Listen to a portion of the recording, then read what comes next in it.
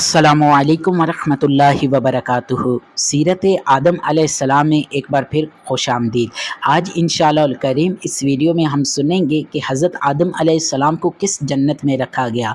हज़रत आदम अलैहिस्सलाम उसी मशहूर जन्नत में रखे गए थे जो बाद क़यामत नेकों को अता होगी।